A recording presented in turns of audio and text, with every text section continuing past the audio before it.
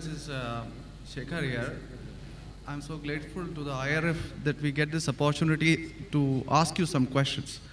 And for the first time, I've seen you, and I'm glad that I can ask you a simple question. I am a businessman, and one of my, or rather, my only hobby is studying religions. So, one of them, obviously, being the Quran. So my question is fairly simple. I really liked what you spoke about Aisha. That was a very wonderful thing that you said. So my question is fairly simple. I'll make it very small. But I really hope that I have the opportunity to cross-question you after you answer me on your answer. Thank you. So we see in Muslim, book number 4, number 2127, wherein it says, a part of it that is, he stuck me, Aisha, on the chest, which caused me pain. Further down, if you look at Mishkat al-Masabi, volume 2, page number 690, repeated again in Muslim, book number 9, number 3506, a part of it, I'll just get to the point, wherein Umar is trying to say to the Prophet, or rather trying to make him laugh. He says, Messenger of God, I wish you had seen the daughter of Kharija, where she asked me for extra money, and I got up and slapped her on the neck. God's messenger laughed and said, they are around me, as you see, asking for extra money. Abu Bakr then got up, went to Aisha and slapped her on the neck, and Umar did the same to Hafsa. Now we see something of a pattern coming in. Then if we just jump to Quran chapter 4, verse 34, and those wives you fear may be rebellious, admonish, banish them to their couches and beat them. Now, as I understand from your talk, that there is equal punishment for both man and woman. I'm not contending whether they should be beaten or not. My point is, what is the right of the woman if the man is wrong? Because he gets to beat her up. Brother asked a very good question, and I give you the right to cross-question me after the answer. It is granted. The brother quoted hadith of Sahih Muslim and Mishkat al-Masabi. Do you know the relationship between Hafsa and Hazrat Umar? Well, I've not really got to the point that much. I'm still studying. Do you know the relationship of Aisha and Abu Bakr? May Allah be pleased with them both. Her father, if I'm not mistaken. That's right. I'm asking you a question. Are you married? Yes. Yes. Do you have a daughter? 2 of them. 2 of them, fine. I get to go to heaven. Sorry? I get to go to heaven. No. If you bring them up correctly, I remember with that. love and compassion, then you'll go to heaven, otherwise not. But, just kidding. But that is only righteous deed. Without iman, you can't enter Jannah. So for you to go to heaven, besides upbringing your 2 daughters correctly, you have to follow the laws of the Quran and the Sahih Hadith and be a believer. I understand. That we'll discuss after answer to you. I understand. After answer, inshallah. I'm asking a simple question. Suppose your daughter, if she wants to jump from a 10-story building, what will you do? I'll stop her. Is she adamant? What will you do? Point, yeah. You get the point, very good. If she wants to jump, no, I want to go. I want to fly like Superman. Dad, you are preventing me from being a Superman. What will you do? Well, I'll stop her, obviously. Will you slap her or not? If required. She says, no, I want to jump. What will you do? Well, I can ask it the other way around. What I'm if asking, my wife brother. sees, I'm asking. If she wants to jump from the 10-story, I will hit her. if required, not normally, you will say, अरे बेटी जान दो ना, Superman मत बनो. नहीं बनने का है अब्बा. जंप मारने का है. अब देखो कैसा उड़ती हूँ मैं. I want to fly. One flap. A father is cruel to be kind. Yes. Now, our beloved Prophet Muhammad said, anyone who does not love Allah and His Messenger more than his own life, he is not a Muslim. Anyone who does not love Allah and His Messenger more than his own life, he is not a Muslim. So there are many occasions what happened that sometimes they were disrespectful to the husband. Not a normal husband, Prophet Muhammad. There were many occasions, not one occasion. There are many occasions, Hazrat Umar, may Allah be pleased with him, and Hazrat Abu Bakr, may Allah be pleased with him. When they came to know that one of the wives has caused pain to the Prophet, they were the father-in-law of the Prophet. But they loved the Prophet not only more than their daughter, they loved the Prophet more than their own life. There are many occasions. Which occasion you are referring to, I don't know. There were occasions when they came to know that my daughter has caused pain to the Prophet of Allah. How dare she does it? They being father, they have the right to slap. Not you and me. For us, they are the Ummahatul Mu'mineen. They are the mothers of the believers. But yet, they were human beings. Even the wives of the Prophet. Though they were wives of the Prophet, they are the best examples, yet they were human beings and they did make mistakes. Like the ayah recited by the Qari, Surah Nisa chapter 4, 32. They want equal rights. There was in Surah Azab chapter 33, where the wives of the Prophet tell the Prophet, why don't you give us the luxury of this world? They objected, why are we undergoing such a life of poverty? So Allah sends a revelation. If you want this world, I will grant it to you, but you will not get Jannah. The verse of the Quran says, I will free you. That means, if you want, I will let you go free. Divorce, not that he divorced. And you can get the luxury of this world, but you won't get heaven in the hereafter. And the wives of the Prophet, they repented and they asked for forgiveness and Allah forgave them. So here also it's in context. And going against the Prophet is more bad than jumping from top. Jumping from top, your daughter will kill herself, that's it. Correct? But going against the Prophet is more bad. Did you get the answer? Sir, but my question still stands. I understood your point. I haven't completed my answer. Okay, you asked the question, no problem. My question is pretty simple. I haven't completed my answer yet, brother. All right. Because I know your question was in two parts. Then you quoted the verse of the Quran, Surah Nisa, chapter 4, verse 34. Yeah. And said about wife beating. I want to complete that before you answer. Otherwise, you say Zakir answered half. I only answered one part of your question regarding hadith. The second part is of Surah Nisa, chapter 4, verse number 34. Exactly after the verse that was recited by the Qari. After verse which says, Ar-Rijalu Qawwamuna 'ala an-Nisa, that the men are the protectors of the women. The verse says that if they're disobedient, then don't talk to her. After that, don't share the bed. Then the Arabic word is daraba, means beat her lightly. The Arabic word is beat her lightly, daraba. Ibn Abbas, may Allah be pleased with him, said, when you beat your wife, you should not beat on the face. Point number one. Point number two, when you beat your wife, there should be no mark left on her body. And he gave an example, beating with a miswak. Miswak is toothbrush. In modern way, I will say beating with a handkerchief. Handkerchief. Now, if you beat your wife with a handkerchief, it is symbolic. It is not wife bashing. Wife bashing is not allowed in Islam. Wife bashing means one shot on the face. Hit so hard so that the mark remains. She'll remember you for the next 1 week or 2 weeks. In Islam, wife bashing is prohibited. It is daraba, means beat her lightly. That means first you tell her she's wrong. You admonish her. Don't share the bed with her. Ultimatum. Last warning. Beat her lightly. Now, what I said, for any crime committed, the punishment is same. Punishment is same. Beating lightly is not a punishment, it is a warning. Can you do the opposite? Can the daughter hit the father? What if your daughter slaps you? Will you like it? No. Why? Equality. Let me complete my answer. You talk about equality. If your daughter slaps you, will you like it? No. No. There may be occasion when you get lunatic, when you become very old, and if you want to jump and then she slaps you, I will agree with her, correct? Though you said, no, I'm agreeing you. I understand. I'm helping you. You understand, but you don't understand me. No, I do. I'm helping you. Okay. If you grow up and you become a lunatic, you become senile, you want to jump from the 10th story, your daughter says, Abba, mat karo, don't do, father. She may have to slap you. She's doing in good faith. Accept it. Right? Now here, where a husband is giving a warning to the wife, if the wife does the same, what will the retaliation be? Imagine, suppose there's a massive person, bodybuilder comes and acts macho with you.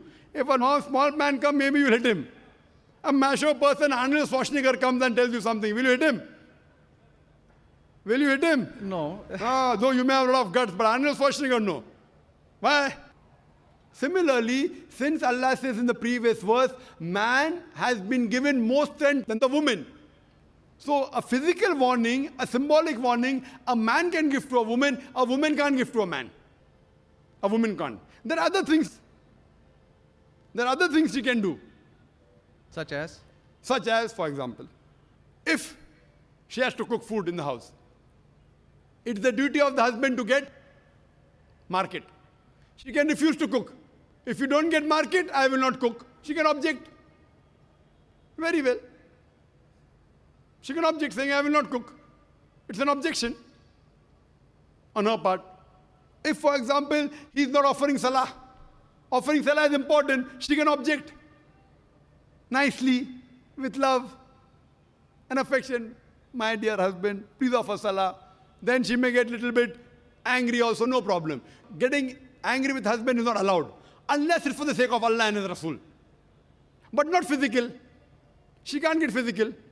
If she gets physical, there will be retaliation. It will never work. Imagine your wife slapping you. Will you leave her? Fine, you may say, Jaan do.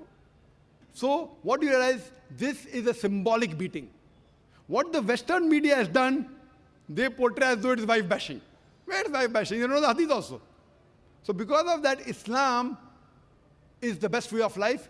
It shows you how to lead life with your wives also. Hope that answers the question. If you have any counter question, you're most welcome, brother. Yes, actually 2 points on that. Primarily, the first thing that is said is a daraba, which means basically tapping. And as I understand from the Hans Word Dictionary, it comes from the word idrib. And now, if you look at it, the Arabic word is used in 2 ways. One, to strike up a poem, the word idrib, from which the word darwa is taken out. The first is to strike up a poem, and the second, which is used 12 times in the Quran, is a physical action of striking. Strike off? Strike up a poem, or strike up a poem. Strike up a poem, metaphorically. Second part is the physical action of striking. It's used again in Surah 8:12, wherein it about an angel strike off their heads, strike off the very tips of their fingers. The same word is used. So how can the same word be interpreted there as lightly, but here as very good question. The second part. Very good question. Very good question. The second part is that if we come back to Sahih Bukhari, volume 7, number 715, again, the respectable, I truly mean that, respectable woman Aisha, a great scholar, I read about her, narrated, Aisha said that a lady came wearing a green veil and complained to her, that is Aisha, and showed her a green spot on her skin caused by beating. It was the habit at that time for women to support each other, means when they get beaten up, so you support each other. So when Allah's messenger came, Aisha said, I have not seen any woman suffering as much as a believing woman. Look, her skin is greener than her clothes. That was my second part. As for second part, I'll answer first, and first part, I'll answer second. No problem. She's complaining to the Prophet that somebody has done injustice to her. It doesn't end saying the Prophet agreed with it. If someone has done injustice, if we read ahead in some other hadith, the Prophet may have done justice to her. It doesn't say that someone beat her and the Prophet agreed with it. Correct? She is just reporting that maybe there is injustice done to a woman. That's it. The moment she's complaining means she's disagreeing with it. She didn't say, Prophet, I heard a very good thing I saw, that the woman was beaten up. The moment she's complaining means the wife, Hazrat Aisha, may Allah be pleased with her, disapproved of it. So the lesson we get from this is, no one should beat the woman such a way that she becomes green. But sir, see, the exact statement she makes is that I have not seen any woman, that's Aisha herself, it's not my interpretation, I have not seen any woman suffering as much as the believing woman. So we see at the time of Muhammad that women were really in very, very bad shape, even though... You know there are hadiths saying, I have not seen a person, a believing person like Hazrat Bilal suffering. What was he suffering from? His master tortured him and said, don't say there's one God and I will leave you. Hazrat Bilal, may Allah be pleased with him, on the death stone, he's agreed to die. He will say, I will not denounce Allah. I will keep on saying, La ilaha illallah Muhammad Rasulullah. There's no God but Allah and Prophet Muhammad is a messenger. He's taking the pain. That means if I say Hazrat Bilal is a believer who is being tortured, that does not mean that what act that being done on Hazrat Bilal, may Allah be pleased with him, is right. It is wrong. but he's a believer who's taking the pain. In this context, we have to see the context and go to the Shara. You have to see Fath al-Bari, and what was the woman? What was she? Who tortured her? Was it the master? Was she a slave woman? You have to go to the Shara.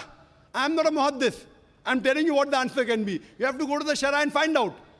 Why was she? Who hit her? Who beat her? Did the husband do? Was the husband a believer? There are 10,000 reasons.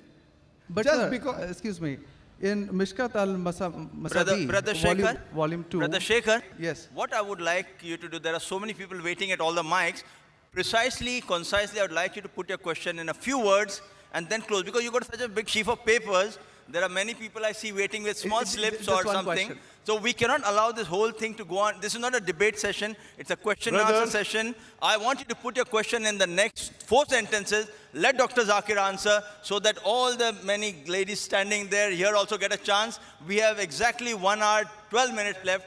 We have very occupied sorry 20 about minutes already. Brother, initially you asked 2 questions answered. You said, I want a counter. What counter you gave? In the counter, you're asking 1 more question. I don't mind answering your 100 questions, but in this rule, 1 question at a time, go behind the queue, no problem. You asked 2 questions, give the answer. You said, I want a counter question. With the counter question, you're asking 1 more question. So, I'm very kind, I don't mind. I would love. After finishing, you can come in the cabin. And inshallah, I will answer all your questions. I want to ask you, after I answer your question, what will you do? Will you believe in the religion Hazrat Aisha believed? Yes or no? I yet have to answer your counter question. Well, it's not just this one point. There are many, many more. I'll answer inshallah all. How many are there? 10, 20, 50, 100? How many? Well, we can sit on that. How many approximately? Well, there are many more. I have not How really many? counted them. 10, 20, 100, 1,000, 10,000? How many do you have now in your mind? Well, I do have. How many? 10, 20, 30? How many? Yeah, probably quite a few. Maybe, Quite a few is how much? 5 or 10? Approximately. I don't know, maybe 100 questions. 100 questions you have? Brother, after this session is over, we sit together. Okay? Write down all the 100 questions. Inshallah. Inshallah. I will try and answer everyone. Okay? I request you. We'll spend the full night together. I don't mind, because you're a seeker of truth. And I'm also a seeker of truth, and my job is to try and clarify the truth. Not that I'm a scholar. I will try and answer all your 100 questions. But I doubt whether you'll be able to write 100 questions. I doubt. Coming to your main counter question, brother. That will be basically counter question. Counter question of yours is that daraba has got 2 meanings. One is strike off the head. You ask me then, how do you come to know which is correct? Correct? Exactly. In the counter question, don't ask 1 more question. That means you're breaking the rule. Sir, I'm just refuting what you said. Not refuting. See, you asked a counter question. Counter question was of daraba has got meaning of striking. That is the counter question. In that counter question, you asked 1 more question. You can't ask 1 more question in a counter question. You can ask 1 counter question, but that was a fresh question that you asked. Now coming to your question of daraba. You said striking, I agree with you. How do you come to know one time it is lightly beating, one time it is striking of the head? You know the verse in the Quran is there, in Surah Maryam, chapter 19, verse number 47. Mary, may Allah be pleased with her, she says, when Archangel Gabriel says that you shall have a son. So she says, how shall I have a son when no man has touched me? How shall I have a son when no man has touched me? Now if you go to the Lugha, your hands wear dictionary, all lanes, I believe you read many dictionaries, all this you can get on the internet. It's not difficult. You go on the internet and type, you'll get 100 questions against Islam. Not 100, you get 1,000. Very easy. Not that a person has done research. If you had done research, you'd have come to know who was whose father and who was whose husband and mother, everything. But you go on the internet, you get this very easy. Now, the Arabic word masa has got 2 meanings. Physical touch, it means sexual touch. So when Mary, may Allah be pleased with her, she says, how shall I have a son when no man has touched me? It is understood. It is not physical touch, it is sexual touch. Correct? Yes. Similarly, there are several verses in the Quran. Now, when there are 2, 3 meanings, even both can be correct or one can be correct. To have more details, you go to the hadith. Hadith is the commentary of the verse of the Quran. Correct? Maybe the same word has got 2 meanings. In that verse, it means meaning number 1. in the second verse in meaning number 2. Hadith is a commentary. So when we go to the hadith of this Surah Nisa, chapter 4, verse 34, talking about daraba, there the Prophet said, do not beat on the face. Do not leave a mark. Beat like a toothbrush. I gave the answer, but you were so much concentrating on the notes you have that you forgot my answer. If you have heard my answer, that if there are 2-3 meanings, all meanings may not be right. Maybe one is right, maybe 2 are right, maybe all 3 are right. Therefore, you have to go back to the Prophet. The Quran says, Atiullah, Atiur Rasul. Obey Allah and obey the Messenger. So when there are 2-3 meanings, you have to go to the hadith and find out what did the Prophet mean by that word. So there when it says strikes off that, it means strikes off. Here it means strike lightly. So therefore, if you know the supplement to the commentary of the Quran, it's the hadith. Without the authentic hadith, you cannot understand Islam. So a prophet said, it means beat lightly, like beating with a toothbrush, don't beat on the face, don't leave a mark on the body. So these are the guidance given by Rasul. Therefore, it is obligatory that besides the Quran, you have to follow the authentic hadith. Hope that answers the question. And inshallah, I'll wait for you after 10 o'clock in the speaker's lounge, inshallah. Yes, Brother Shekhar?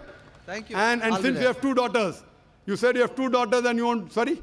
And one son. The son, there's no hadith saying the son will take you to Jannah here. Yeah. If he becomes the pious son, and if he prays for you, inshallah, even he will be a path to Jannah. What I want to see to it that besides good deeds, you even have faith. Faith is one of the important criteria to go to Jannah. And since you have an urge to go to Jannah, to paradise, inshallah, I pray to Allah subhanahu wa ta'ala, may He make me the zarya, the pathway to take you to Jannah, inshallah.